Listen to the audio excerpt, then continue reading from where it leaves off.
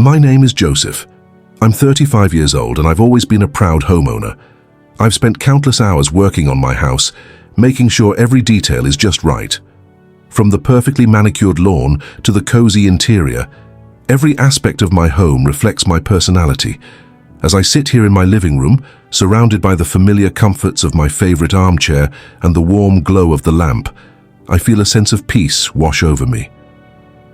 This is where I come to unwind after a long day, where I can let my guard down and be myself. My home is my happy place. I've lived in this house for over 5 years now, and it's been a dream come true. I've put a lot of work into making it feel like home, and it's been worth every minute. My friends Peter and Willie always comment on how nicely I've decorated the place. Bernice, my neighbor, often stops by for a chat, and Nicole, my sister, loves to come over for dinner. I've got a great routine going, and I feel like I'm in a good place in my life. I work from home, which suits me perfectly. I'm a bit of a homebody, and I love being able to wake up every morning in my own bed. May, my niece, loves to come over and play in the backyard. She's always full of energy, and it's great to see her smile. Lenny, my best friend, often jokes that I'm too attached to my home. She says I should get out more and explore the world, but for me, my home is my sanctuary. It's where I feel most comfortable, and I don't see that changing anytime soon. I've always taken great care to ensure that my home is a reflection of my values and priorities. I've spent years saving up for the perfect pieces of furniture, and I've even taken on DIY projects to add a personal touch. My home is a labor of love, and I'm proud of what I've accomplished. But despite all the good things in my life, there's one thing that's been bothering me lately. My house needs some repairs and renovations, and I'm not sure where to start. I've been putting it off for a while now, but I know I need to get it done soon. That's when I decided to hire a handyman to help me out. I started looking online, reading reviews and checking out different companies. I was looking for someone trustworthy and reliable. I didn't want just anyone working in my home. I wanted someone who would respect my space and do a good job. As I sat at my kitchen table, scrolling through my phone, I felt a sense of relief wash over me. I was taking control of my home, and I was going to make sure it was done right. Little did I know, my trust was about to be tested in ways I never thought possible. I met the handyman, Jack Harris, on a Monday morning. He arrived promptly at 8 a.m., just as we had agreed. I answered the door, and he introduced himself with a firm handshake. "Good morning, Mr. Joseph. I'm Jack Harris, the handyman. I'm here to help you with the repairs and renovations." I smiled and welcomed him in. "Good morning, Jack. Thank you for coming. I'll show you around the house and explain what needs to be done." We walked through the house and I pointed out the areas that needed attention. Jack listened attentively, nodding and taking notes. As we walked, Jack asked questions about the work that needed to be done. He seemed knowledgeable and professional. I was impressed by his confidence and his willingness to get started right away. "I'll need to replace the roof tiles, fix the leak in the bathroom and paint the living room," I explained. "I see," Jack said, nodding.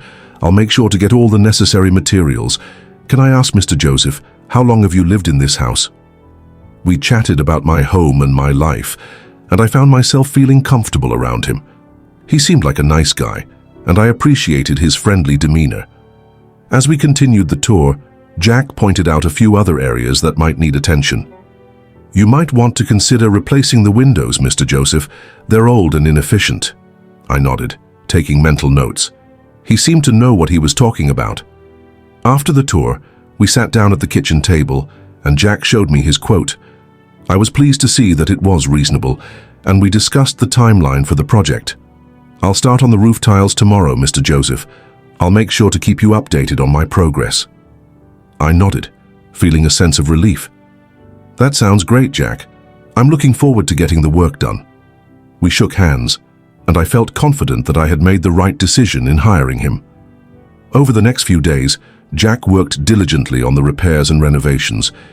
He would show up on time and he'd get the job done to a high standard. I was pleased with the progress, and I thought to myself that I had found a reliable handyman.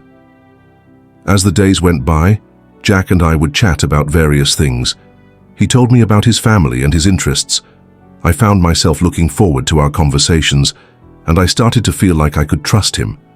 He seemed like a hard-working guy who took pride in his job.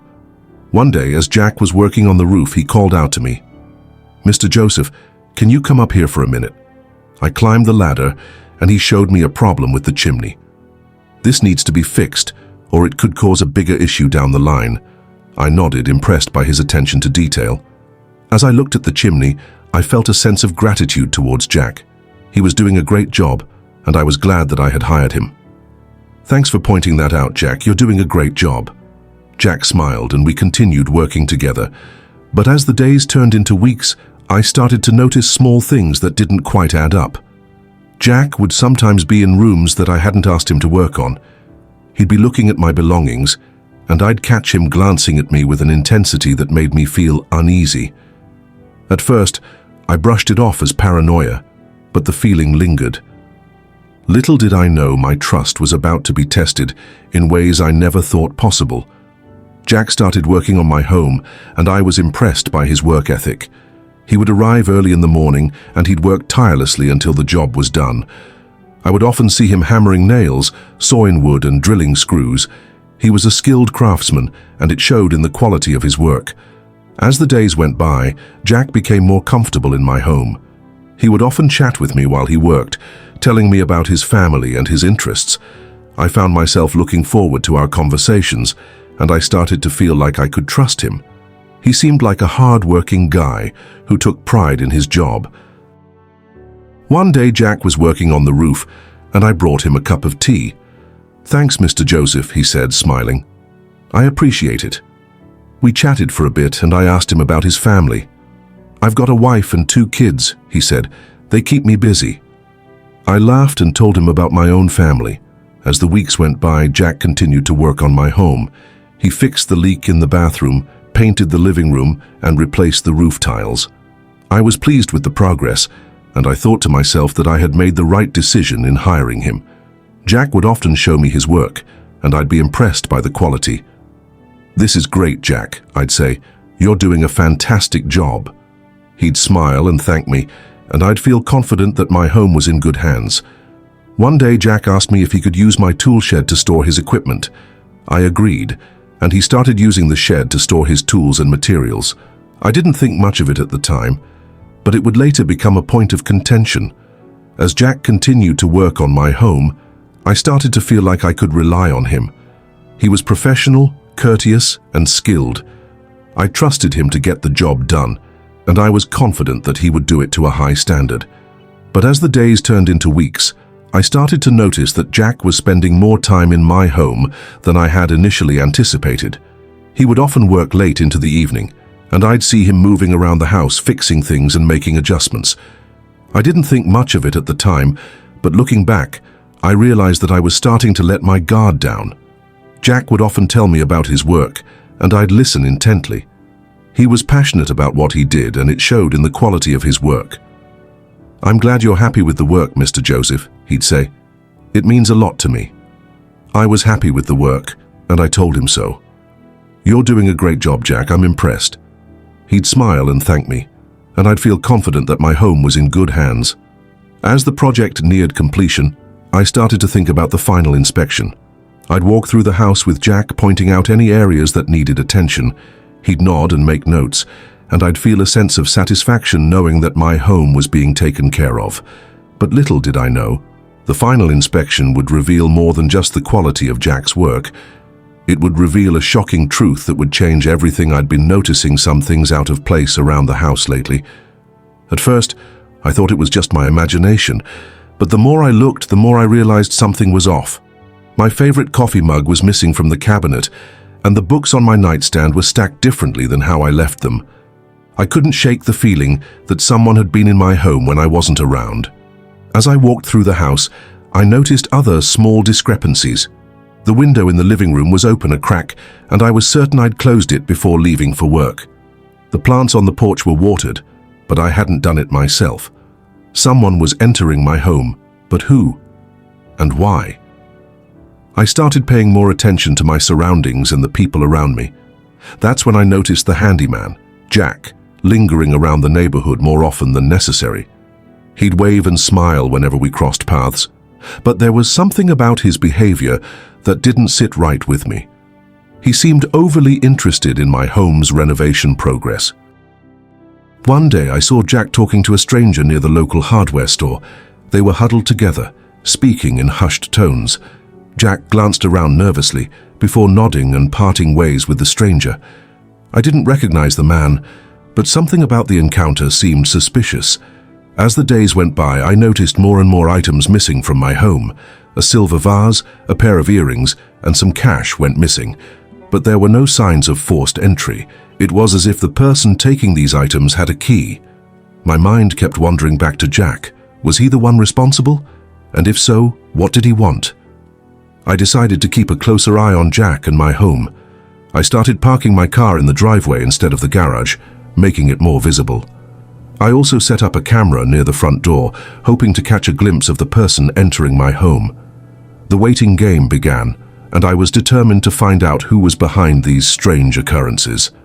The days ticked by, and I found myself growing more anxious.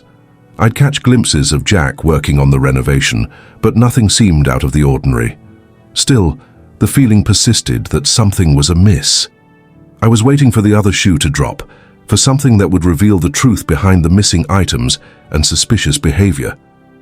Then one evening, as I was reviewing the footage from my camera, I saw a shadowy figure entering my home through the front door. The figure was partially obscured, but I could tell it was Jack. My heart sank as I realized my suspicions were correct. But why was he doing this? And what did he plan to do next? The camera caught Jack moving stealthily through the hallway, pausing occasionally to glance around. He seemed to be searching for something specific. I followed the footage, my mind racing with questions. What was Jack looking for, and how far would he go to get it? As I continued to watch, Jack disappeared from view, and the camera captured only the empty hallway. I felt a chill run down my spine. What was happening in my home, and how could I stop it? The anticipation was killing me. I knew I had to confront Jack, but I needed more evidence. I decided to follow him, to see where he went after leaving my house. The stakes were high, and I was ready to take the risk. Little did I know my life was about to take a dramatic turn. I decided to investigate further, to see if I could find any evidence of Jack's betrayal. I started by reviewing the footage from my security cameras, looking for any signs of suspicious activity. As I fast-forwarded through the hours, I saw Jack entering my home. But this time, he wasn't alone. He was talking to someone, a person I didn't recognize. I rewound the footage and played it back in slow motion. The person was partially obscured, but I could tell they were discussing something in hushed tones. I couldn't make out what they were saying, but their body language suggested they were plotting something. I continued to review the footage, looking for any other clues. That's when I saw Jack rummaging through my drawers, looking for something specific. He pulled out a small box and opened it, revealing a collection of valuable items. I felt a surge of anger and betrayal. Jack was stealing from me. I decided to confront Jack, but I wanted to gather more evidence first. I set up a hidden camera in my living room, hoping to catch him in the act. I also started to keep a record of all the missing items, including their value and description. As the days went by, I noticed that Jack was becoming more and more brazen. He would often enter my home without knocking, and he'd help himself to food and drinks from my kitchen. I felt like he was taking advantage of my trust, and I was determined to put a stop to it. One day I received a call from my bank alerting me to a suspicious transaction on my account. Someone had tried to withdraw a large sum of money using my debit card. I immediately suspected Jack, and I knew I had to act fast. I went to the bank and reviewed the security footage with the manager. The person attempting to withdraw the money was Jack. I felt a mix of anger and shock. How could he do this to me? I decided to confront Jack, but I wanted to do it in a way that would protect me. I called the police and reported the incident, and they advised me to wait for them to arrive before confronting Jack. As I waited for the police to arrive, I couldn't help but think about how Jack had betrayed me. I had trusted him with my home and my belongings, and he had taken advantage of that trust. I felt a sense of regret for not being more careful, for not noticing the signs earlier. The police arrived and we went over the evidence together, They agreed that we had a strong case against Jack, and they would arrest him as soon as possible. I felt a sense of relief, knowing that justice would be served. But as I looked around my home, I couldn't help but feel a sense of unease. Jack had been in my home, touching my belongings and stealing from me. I felt like my personal space had been violated, and I didn't know how to process it. The police took the evidence and promised to keep me updated on the investigation. I was determined to see this through to the end, to make sure that Jack paid for what he had done. I just didn't know what the consequences would be, or how far Jack would go to avoid punishment. I waited for what felt like an eternity for the police to arrive with Jack. When they finally did, I watched as they escorted him into the living room. Jack's eyes scanned the room, and when they landed on me, he looked surprised. "What's going on, Mr. Joseph?" Jack asked, trying to sound calm. "Don't play dumb, Jack," I said, my voice firm. "I know what you've been doing. I've seen the footage, and I know you've been stealing from me." Jack's expression changed, and he looked guilty. "I can explain, Mr. Joseph," he said, trying to defend himself. "Explain?" I repeated, my voice rising. "You've been stealing from me, Jack. You've been betraying my trust. There's no explanation for that." The police officer stepped forward. "Jack Harris, you're under arrest for theft and trespassing. You have the right to remain silent. Anything you say can and will be used against you in a court of law. You have the right to an attorney. If you cannot afford an attorney, one will be provided for you." As the officer read Jack his rights, he looked at me with a mixture of anger and desperation. "You're making a big mistake, Mr. Joseph," Jack said. "I was just trying to help you. I was trying to fix things around the house, and I might have taken a few things that I thought you wouldn't miss." "A few things?" I repeated, incredulous. "You've taken thousands of dollars worth of property, Jack. You've broken my trust, and you're trying to justify it by saying you were trying to help me." The police officer stepped in. "Let's not discuss the details here, Mr. Joseph. We'll take Jack down to the station and sort everything out." As the officers led Jack away in handcuffs, I felt a sense of relief wash over me. It was finally over. But as I watched Jack being taken away, I couldn't help but wonder what had driven him to steal from me. Was it desperation? Greed? Something else? The police officer approached me. "Mr. Joseph, we'll need you to come down to the station to give a statement. Can you do that for us?" I nodded. "Yes, of course. I'll do whatever it takes to make sure Jack pays for what he's done." The officer nodded. "We'll take care of it, Mr. Joseph. You can trust us to handle the situation." As I watched the police car drive away with Jack, I couldn't help but feel a sense of unease. I knew that this was far from over. Jack would likely try to defend himself, to justify his actions, and I would have to be prepared to face him in court. I took a deep breath and tried to calm myself down. I knew that I had done the right thing by reporting Jack's theft. But as I looked around my home, I couldn't help but feel a sense of vulnerability. Jack had been in my home, touching my belongings and stealing from me. I felt like my personal space had been violated, and I didn't know how to process it. I decided to go down to the police station to give my statement. As I arrived, I saw Jack's family waiting in the lobby. His wife looked worried, and his children looked scared. I felt a pang of sympathy for them, but I knew that I couldn't let my feelings cloud my judgment. Jack had made his choices, and now he had to face the consequences. The officer took my statement, and I recounted everything that had happened. I told him about the missing items, the suspicious behavior, and the footage. The officer listened attentively, taking notes and asking questions. As I finished my statement, the officer nodded. "Thank you, Mr. Joseph. We'll make sure to take care of this case. You'll be notified when the trial is scheduled." I nodded, feeling a sense of relief. It was finally over. But as I left the police station, I couldn't help but wonder what the future held. Would Jack try to contact me again? Would he try to apologize or make amends? I didn't know, but I was determined to move on with my life. As I walked back to my car, I felt a sense of closure.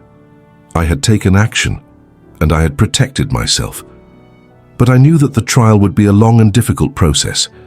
I would have to face Jack again, and I would have to relive the betrayal. I steeled myself for what was to come, knowing that I would have to be strong, if I wanted to see justice served. I knew I had to take action. I couldn't just sit back and let Jack continue to steal from me. I decided to gather evidence, to catch him in the act, and prove his guilt. I started by reviewing my security footage, looking for any signs of suspicious activity. As I fast-forwarded through the hours, I saw Jack entering my home, but this time, he wasn't alone. He was talking to someone, a person I didn't recognize. I rewound the footage and played it back in slow motion. The person was partially obscured, but I could tell they were discussing something in hushed tones. I continued to review the footage, looking for any other clues. That's when I saw Jack rummaging through my drawers, looking for something specific. He pulled out a small box and opened it, revealing a collection of valuable items. I knew I had to act fast. I decided to set up a hidden camera in my living room, hoping to catch Jack in the act. I also started to keep a record of all the missing items, including their value and description. I made sure to note down the dates and times when each item went missing. As the days went by, I noticed that Jack was becoming more and more brazen. He would often enter my home without knocking, and he'd help himself to food and drinks from my kitchen. I knew I had to be patient and wait for the right moment to catch him. One day I saw Jack entering my home, carrying a large bag. I watched from a distance, my heart racing with anticipation. He went straight to the living room, where the hidden camera was waiting. I knew I had him now. I waited for what felt like an eternity for Jack to make his move. Finally, I saw him rummaging through my drawers, pulling out valuable items and putting them in his bag. I knew I had enough evidence now. I called the police and reported the incident, providing them with the footage and the record of missing items. They assured me that they would send someone over to investigate. I waited anxiously for the police to arrive, knowing that Jack's fate was sealed. As I waited, I couldn't help but think about the betrayal. How could Jack do this to me? We had been friends for years, and I had trusted him with my home. I thought about all the times he had been over, all the times he had helped me with small tasks around the house. The police arrived, and I let them in. They reviewed the footage and the record of missing items, and they agreed that they had enough evidence to arrest Jack. I felt a sense of relief wash over me. It was finally over. The officer asked me to come down to the station to give a statement. I agreed, knowing that it was the next step in the process. As I left my home, I couldn't help but feel a sense of unease. What would happen next? Would Jack try to deny the allegations? Would he try to make a deal? I pushed the thoughts aside and focused on the task at hand. I would do whatever it took to see justice served. I would make sure that Jack paid for what he had done. The question was, how far would he go to avoid punishment? I knew that the road ahead would be long and difficult, but I was determined to see it through. I decided to set a trap to catch Jack in the act. I would leave a valuable item in plain sight and see if he would take the bait. I chose a small, expensive-looking watch and placed it on the coffee table in the living room. I made sure to position the security camera to capture the area clearly. As I waited, I couldn't help but think about the possibility of Jack's guilt. What if he wasn't stealing from me? What if I was just being paranoid? But the evidence I had gathered so far suggested otherwise. I pushed the thoughts aside and focused on the task at hand. The hours ticked by, and I saw Jack arrive at my house just like any other day. He started working on the renovation, and I watched as he moved around the house. My heart was racing with anticipation. Would he take the bait? As Jack worked, I noticed him glancing at the watch on the coffee table. He seemed to be trying not to look at it, but his eyes kept drifting back. I knew I had him now. I watched as he tried to distract himself, focusing on the renovation work. But eventually, his curiosity got the better of him. Jack walked into the living room, supposedly to get a drink from the kitchen. As he passed the coffee table, he quickly snatched the watch and shoved it into his pocket. I had him. I felt a surge of satisfaction knowing that I had caught Jack red-handed. I had the proof I needed to confront him. I continued to watch as Jack tried to act normal, but I knew he was nervous. The question now was, what would I do next? Would I confront Jack directly or would I gather more evidence? I decided to gather more evidence, to make sure I had a solid case against him. I continued to watch Jack, observing his every move. I saw him try to sell the watch to a pawn shop owner who came to my house, pretending to be a potential buyer. I had the whole conversation recorded on my security camera. With this new evidence, I felt confident that I had enough proof to take to the authorities. I would go to the police station and file a report, providing them with all the evidence I had gathered. I knew it wouldn't be an easy process, but I was determined to see it through. As I prepared to go to the police station, I couldn't help but think about the consequences of Jack's actions. How would he react when he found out I had caught him? Would he try to deny it, or would he confess? I didn't know, but I was ready for whatever came next.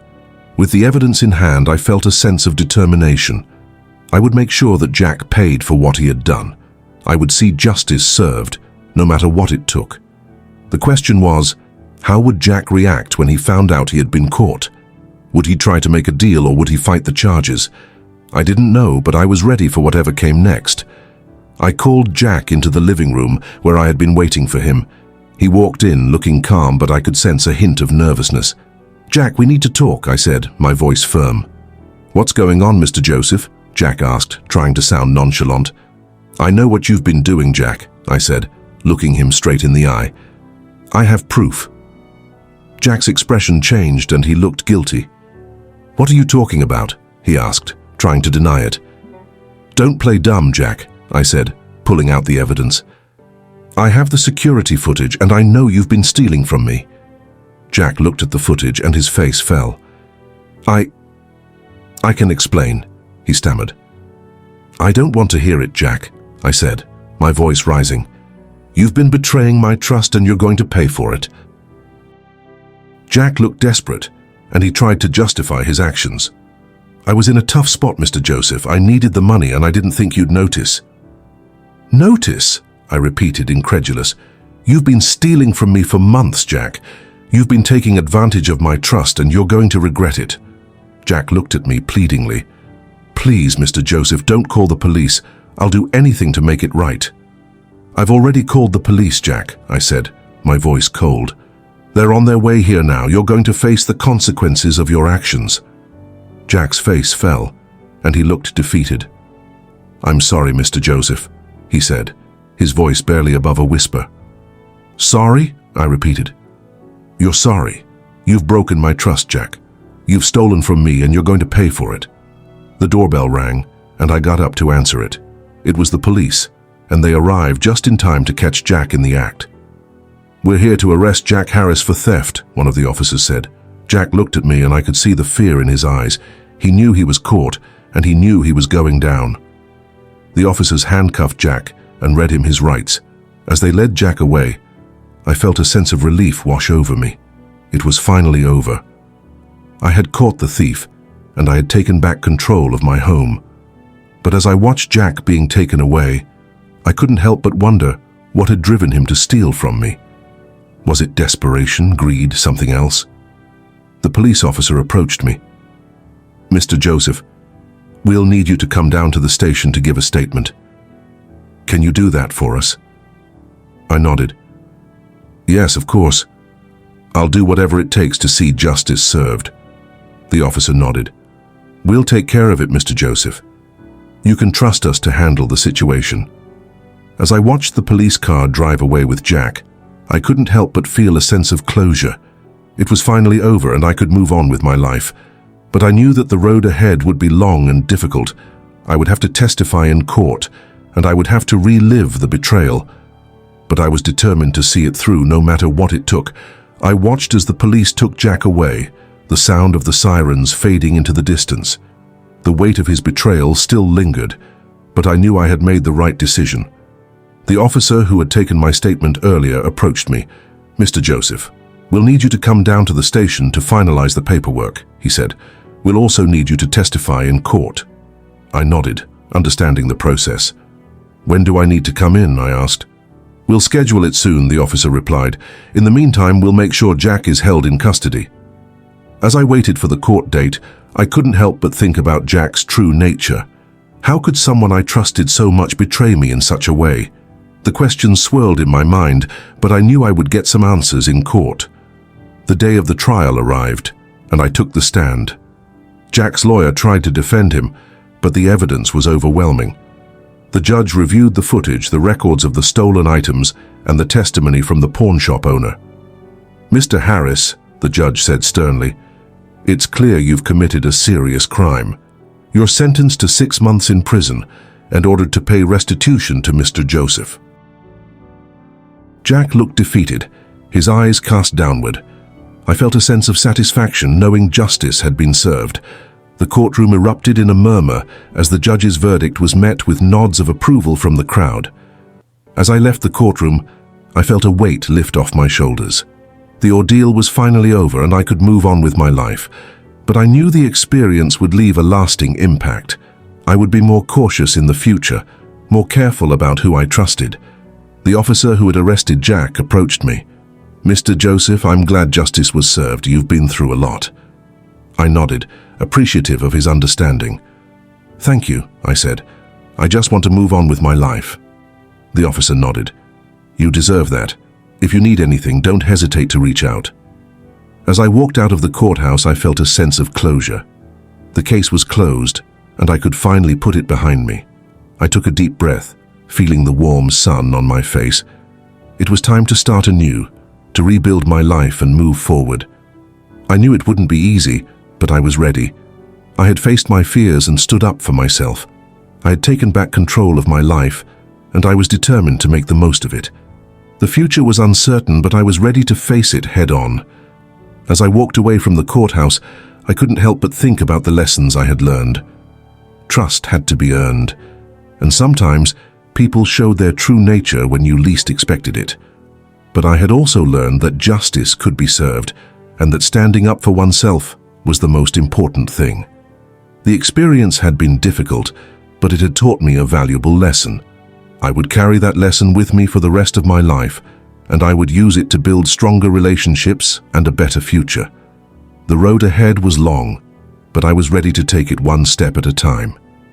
With each step I took away from the courthouse, I felt a sense of liberation.